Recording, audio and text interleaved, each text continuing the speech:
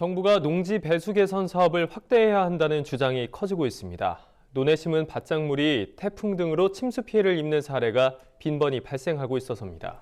네, 하지만 배수 개선 사업은 해마다 예산이 줄어들며 진척이 더디기만 한 실정입니다. 이대로라면 정부가 중장기 계획에서 설정한 목표 달성이 어려울 것으로 보입니다. 강창호 기자가 보도합니다.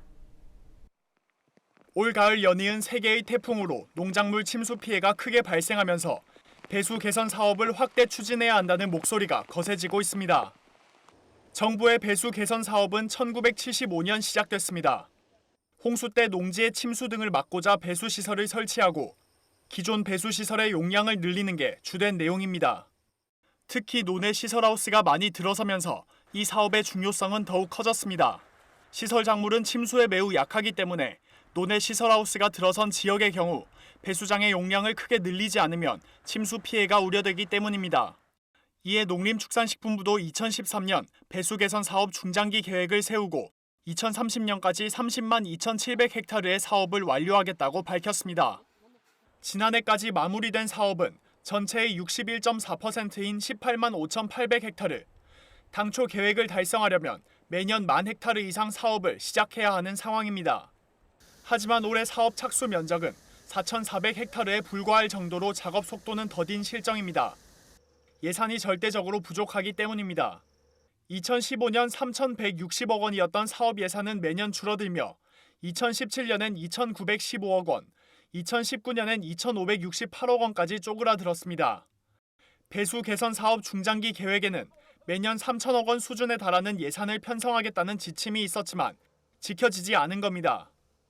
재정 당국이 배수 개선 사업을 쌀 생산 기반 확충 사업으로 보는 점도 예산 축소 이유 중 하나입니다.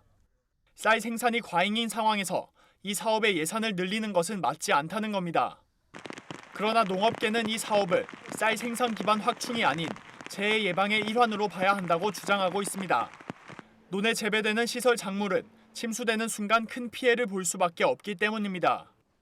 실제로 최근 우리나라를 덮친 3개의 태풍으로 5만여 헥타르의 농지에서 침수 피해가 발생했는데 이 중 밭작물이 15,640헥타르에 달했습니다.